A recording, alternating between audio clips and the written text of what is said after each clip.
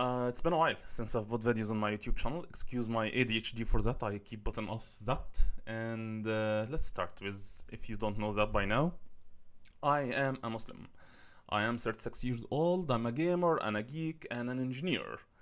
And Egyptian. I introduced myself in that order, even to myself. I've been watching ASMONGOLD for over 2 years now. He's been one of the inspiration to start that whole streaming thing that I've been doing for a while now. And I've watched what he shared of his thoughts in the past couple of days, and I watched his a portion of his interview with Hassan Abi as well. And I'm not angry actually, and I'm not annoyed. In fact, I'm thankful, and I've wrote some of my points here so that I don't veer off on a tangent, which, again, excuse my ADHD, I tend to do, and I will do that. I'm warning you right now. But I'll explain why. I'm not angry or annoyed. Actually, I am thankful. So let's start with, again, I am an engineer. I have to mention that twice. Because as an engineer, and my specialty actually is digital communications and electronics, so we study a little bit of math, a whole lot actually of math, and that influences my thinking and how I think about things. I don't take things for just as it is. Everything has to have a meaning. Everything needs logic. Everything needs to start somewhere and have some kind of order to how it's built, and I need to find patterns. And that's where I start. And that's how everyone should start. You don't just spawn in life. You don't just find yourself fighting Radan, suddenly. No, there need to be a point, even in Dark Souls games and games from Software. So let's start with the first thing that you ever encounter in life, which is your body. Actually, that's where you spawn. Where you spawn, you find yourself. Okay, I'm here now. After I cry a little bit as a baby, I'm hungry. That's the very first thing that you actually think about, and you keep thinking that all your life. You can live in that state all your life.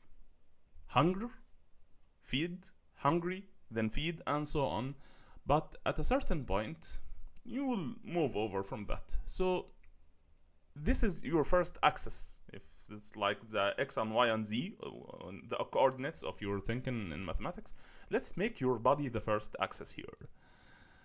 Then you find that, as in games, this is not a solo game. Life is actually a massive multiplayer open world game. Which means that in many quests, actually in most quests in life, you need other players. You need to coexist. You need to find a partner. You'll find that you reproduce.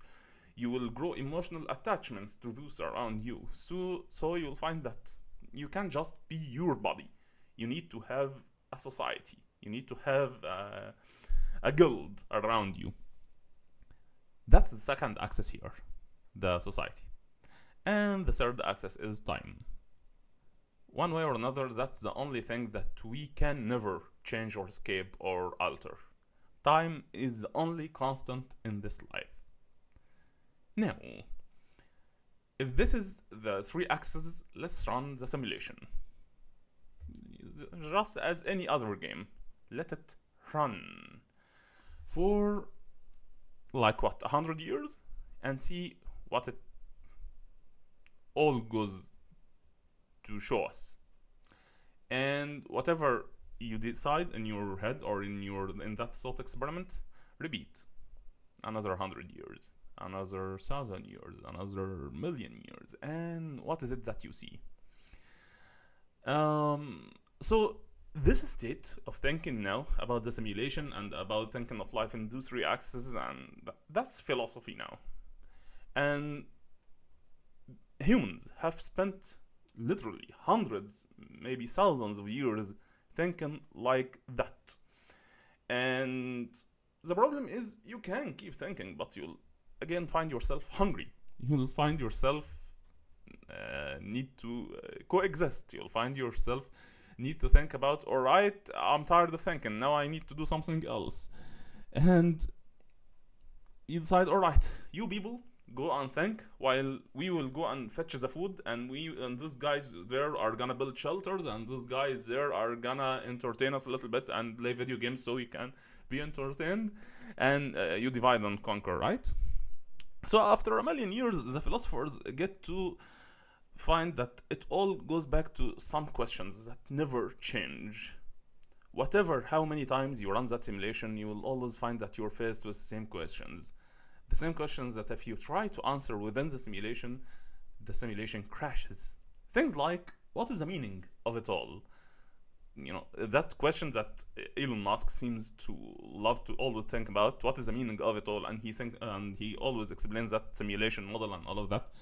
And it's actually the same question in the Hitchhiker's Guide to the Galaxy, a book that influenced Elon Musk a whole lot, and I've read and enjoyed myself as well.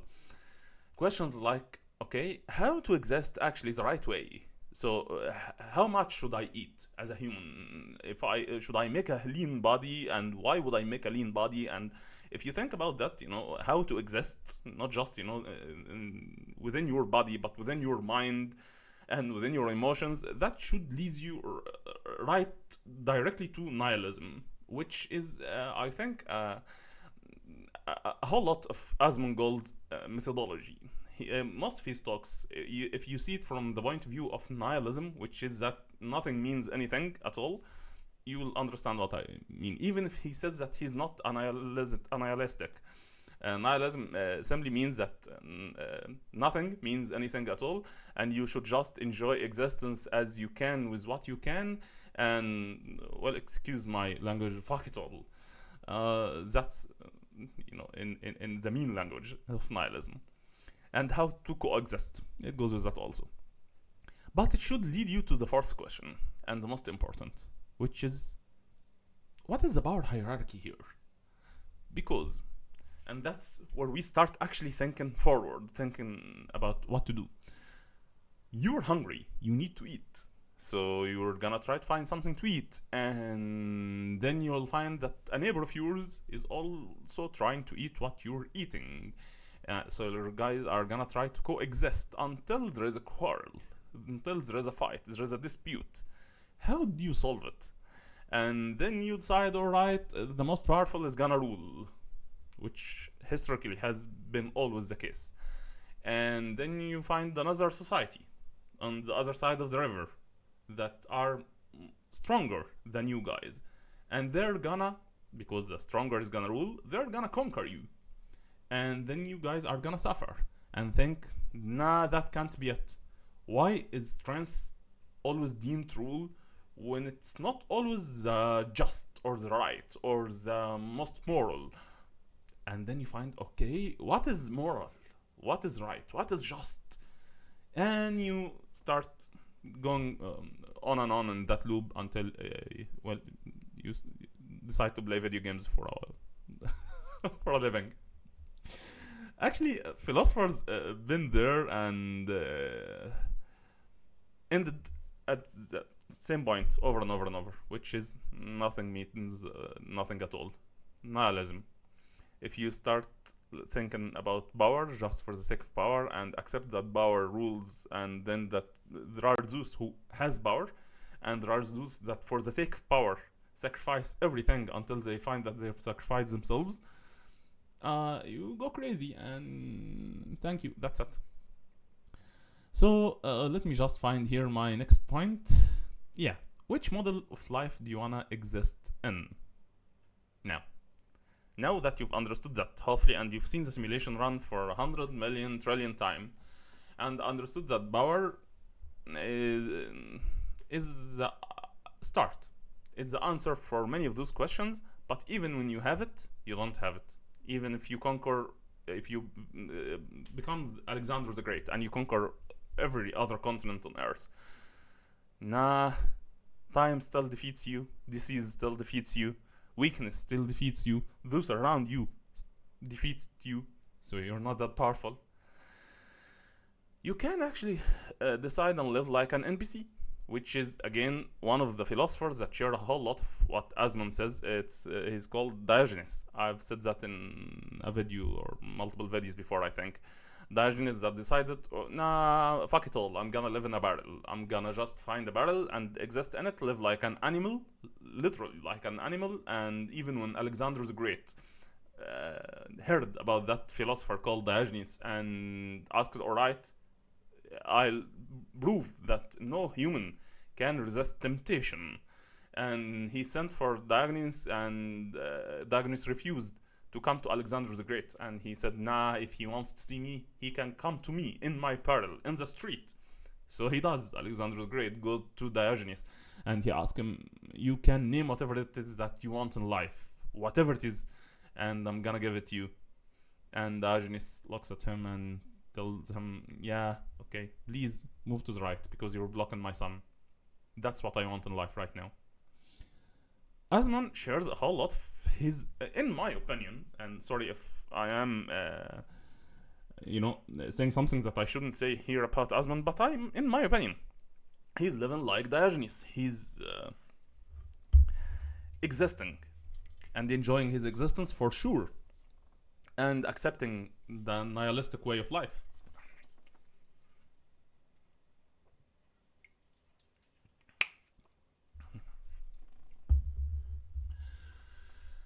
But at a certain point, even if you're like Asmongold, or even if you're Diogenes, you'll find that you have some emotional attachments to those around you.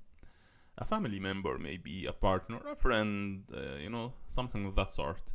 And then you find that, nah, you really can't live like an NPC. You still want to protect them, you still want to provide for them, care for them. So you find that, okay, I'm back again at it. How do I do that? How do I exist? So that's humanity here, in a nutshell. What I've just said in the past, 12 minutes I've been recording here, that's humanity. Just trying to find a way to exist. And to that day, it's still the same. Strip it of everything that, we distract ourselves in daily with video games, entertainment, all of that, because all of that after a while starts to mean nothing. If you do it over and over and over, you know that for sure. I mean, I have ADHD. I live in a continuous state of chasing dopamine. And I'm not saying here that you need to start searching for a meaning, but if you're gonna start talking about things like that, and if you're gonna start thinking about things like that, which every human will end up doing, then you need to start thinking the right way, as I said from the very beginning. Now, imagine that simulation that we've been running, gone for trillions of years, and then from afar, here comes a pro, a G, if you can say. And he starts saying things like, guys, what you're doing is wrong. Nah, you're living in a continuous or a constant state of struggle. The powerful is always trying to rule, because that's what power craves. Power craves more power. Power covets more power, and now that's not how it should be. So everyone in society starts asking, "Come on, man, what are you talking about? How are you saying those things?" And he starts telling them, "All right, are you happy? Are you comfortable? Are you in a state of balance?" And everyone looks to the side and to the other side, and many start saying, nah, we're actually struggling a whole lot, because we faced those same questions that we faced right now, and we have no answer, and we're not the most powerful. We're actually not the ones who are enjoying the most out of the societies that we found ourselves in. So that man starts telling them, okay, so actually this that we're living in right now is a part of a whole, of a system, and that system has meaning, and that system, all that system was created by a god. And everyone else starts saying, a god? What does a god mean? What is a god? So he starts explaining. A god is the source of all power. That's in the most simple way to think about what God or what a god means. Even that term that has been overused now, and everyone, come on, I'm the god of Valorant, I'm the god of TFT. So we use it to, explain power, but it explains absolute power. So that's how you should think about it. Absolute power. What does that mean? It means that nothing else in life, whatever that is, not money, not physical strength, not beauty, not influence, nothing is more powerful. And then you start looking around you to the earth, even mountains, hurricanes, sun, the moon, and all of that. Okay, so there is an absolute power, but absolute power in itself crushes. Absolute power in itself destroys. But we're still alive. Why? Because there is absolute wisdom, absolute knowledge. This is the concept of God. It's absolute, and open parentheses, and then put everything that you can ever aspire to. And because there is one God, because there can't be more than one God. Because if there is more than one God, you're talking about Greek mythology here and the struggle, and that's how humans think. Logically, it can never be more than one God. The universe will tear apart, literally. So, there must be one God. And that man starts talking about things like that, and then he finds someone coming from afar telling him, nah, stop, you shouldn't be saying stuff like that. And that man asks him, why? He tells him, I am an officer of the law of this land that you're standing on. And as an officer of the law, it's my duty to obey the law that has been set by the king of the land. And the king of the land is saying, no, you can't tell people to start believing in an absolute source of power that is not the king. And the man tells him, yeah, but the king is not that powerful. So, you know that meme from Game of Thrones where I can't remember the guys of Whisper. He tells him, Tyrion, a king, a priest, and I think a banker or some sort of that is sitting around the table, and the table has a sword on it, and there is a soldier standing on the door of the room that they're sitting in. And who has the power in that room? Is it the king? Is it the priest? Is it the banker? Or is it the soldier standing by the door? And Tyrion tells him, I don't like games anymore. And then, I can't remember his name. He tells him, power resides where people believe it resides in. And that's the answer here. Simply, as long as the powerful human here, or system of humans, or society, or country, or whatever, or company, as long as they keep those around them thinking that they are powerful, they will still be in power. And power comes with privileges for sure. As long as you're powerful, more powerful than those around you, then you get to enjoy doing whatever it is that you want within some boundaries, because you can never be more powerful again than a disease, than time, than hurricanes, than you are more powerful relatively than those around you, and you start seeking more. And it goes both ways. So even within prisons, everyone in that prison supposedly should be in a lesser state of power than the officers or than the fences of the prison. But within that prison, a power hierarchy starts to show, and there are those who are powerful than others, and so on and so on and so on, until the very weakest. And in most cases, that very weakest in the prison, if he doesn't kill himself or end himself, he actually finds someone else to be stronger than, and so on. That's how life is. And that's how humans used to exist. But it's a generate way of existence. And those who freed themselves from believing in other humans' power started thinking like philosophers, but again, without an external guidance, you would never understand anything beyond the point of that there is just one God. So the story of Ibrahim in English, or Ibrahim in Arabic, goes like that. Ibrahim, or Abraham, was the son of the God maker. Imagine that. So imagine the concept of gods here, or totems. People used to worship totems, statues, and those statues or totems represented their gods. Now, what is more valuable or more worthy in a society than that? The similarity I always use is, imagine if you're Steve Jobs' son or Elon Musk's son right now, and that.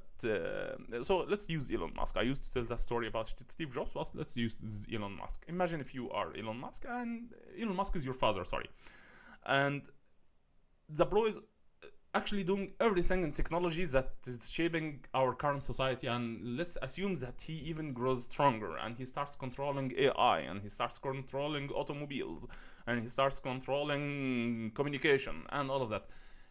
He's your father, and he is that powerful, and he's that well regarded within not just his society but every other society on earth. And now, what is it that you want? Money? You have all money that you need in life. What, career? Come on, Elon Musk is your father. Education? I'm sure you got the best education there is. You got everything. But still, you see, something doesn't add up here. Because you see that he's just a human. You see that even as he is, he's not that powerful at all. He is daily beaten by things that are out of his control. But because you are bigger than the illusion of money, because again, you don't ever gonna think about money again.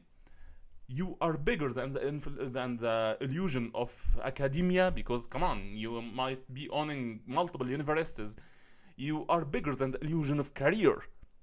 You are not trapped by these illusions, so you are free to think about, okay, what's really here? What does power mean? That's how Ibrahim was. Ibrahim was the son of a god maker, a totem maker, a statue maker. He was the most regarded in his society. But he started asking, nah, that's not it. So in the Quran, actually, the story goes that he started, alright, what's more powerful than what this is? Is it the moon? But then the moon goes away. So it's the sun or a star, but then the star or the sun goes away. He was thinking in actually the scientific way of thinking here. So by process of elimination, if everything else in this life, as I can see, has something or someone else or some other sort of being or a phenomenon that is stronger than this, what is absolute strength? There must be a source, there must be absolute strength. And he decides, okay, that's whom I gonna worship. Absolute strength. One God. That concept here is revolutionary, because once you reach that methodology, reach that conclusion, you're starting to become free for the first time in your life. You understand that, chasing money, that's not it. Chasing career, that's not it. Chasing academia, that's not it. Chasing a life partner, that's not it. Something, someone, some sort, an entity is more powerful than everything else. So that's what I'm gonna start my thinking from. He still doesn't know how to worship, or how what is even, what does worship means. Worship doesn't mean just staying, us Muslims, that's how you're taught, by the way. Worshipping is just not saying some words or saying some lines and repeating them over and over and over and thinking that something magical is gonna happen. No, no, no, no. That's not how I was taught. That's not what Islam is. So that's when God actually starts speaking to Ibrahim. God actually starts sending Ibrahim the knowledge that is the same knowledge that every other prophet has been sent with. And there must be a question here. Why? Why was prophets even sent? Why should you believe that a prophet was sent? Why should you believe that someone is a prophet and someone wasn't a prophet? And the only answer to that is because without prophets, without that external guidance or external knowledge for humanity, the only other conclusion that there is and there will always be and there ever was let's end it all. Why are you alive then? Living is a struggle. Living is just a constant struggle. Anyone who start thinking about living in itself, you will always be struggling until your next meal, and after feeding and curing your hunger for a little bit, then come on, let's end it all. But once you start really understanding that, there is something here, you start accepting that, okay, I am not that egotistical. I am not that delusional that in my limited brain currently I understand everything that there is and there will always be. You start learning, and once you start learning, you start getting a broader understanding of what life really is. So every other prophet that was sent, all prophets were sent with the same thing. That's how we Muslims are taught, and what we learned. We actually learn and study every prophet. It's not just Sayyidina Muhammad sallallahu alayhi wasallam. No, we believe in Jesus, we believe in Moses, we believe in Ibrahim, we believe in Lot, we believe in John, we believe in Zachariah, we believe in Maryam, we believe in I'm talking about prophets and other source of prophets here. And how many do you want me to name? Noah is actually, so there are types of prophets here. There are 5 prophets who are called in Arabic Ulil Azm, or those with the might, the prophets with the might. And there are only 5 of them. So those are Sayyidina Muhammad sallallahu alayhi wasallam, Jesus, Moses, Ibrahim, and Noah. Those are the 5 prophets who are called Ulil Azm, or had the might, because their stories are special. Every other prophet comes with a focus on a certain trait in human psychology and in human understanding. I'd really this is now like a 30 minutes video, so here's what I'm gonna do. I'm gonna leave that video as it is so far, and see and watch it again and see if I was able to build a coherent narrative so far. Because if I was able to do that, my next video is I'm gonna start explaining the stories of every prophet going forward. First, but again, I can't be explaining the story of Noah, Noah with the ship and all of that. But while explaining it, I have to go back and explain why you need to start thinking about there is only one God and there is only the power struggle and all of that.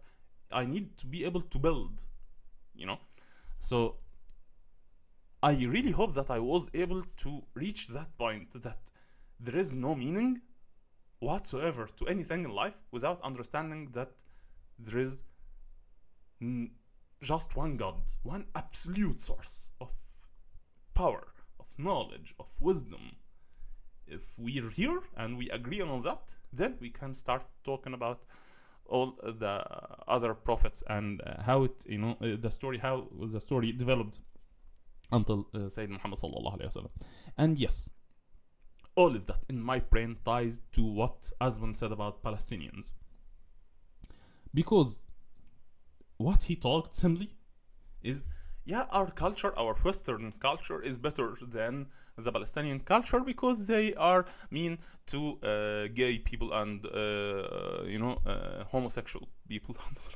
And I have seen how Hassanabi answered that and told them that they didn't have the luxury or the freedom to, sit and think, okay, what do you think about something like that? Because they've been oppressed for almost 100 years now, 8 years actually.